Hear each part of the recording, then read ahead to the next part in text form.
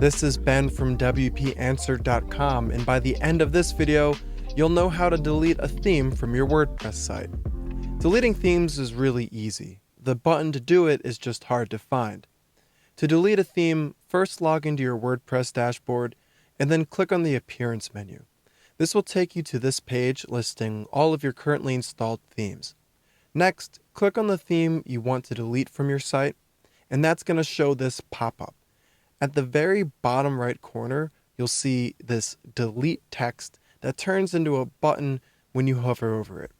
Click on it and either click on the OK prompt from your browser or simply hit the Enter key, and the pop-up will disappear and the theme is now deleted. Before you go, there's one more thing you need to know. Deleting themes you aren't using is a good idea because it frees up space on your server and it reduces clutter in your dashboard. However, you should always keep one extra theme installed at all times as a backup.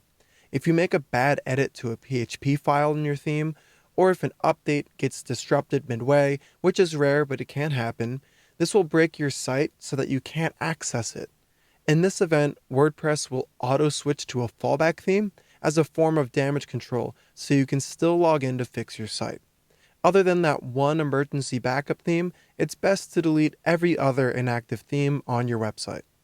That's everything you need to know about deleting WordPress themes, and if you learned something new, why not subscribe? I've got a lot more WordPress tutorials on the way, and if you still have any questions, please just post them below in the comments section, and I'll see you there.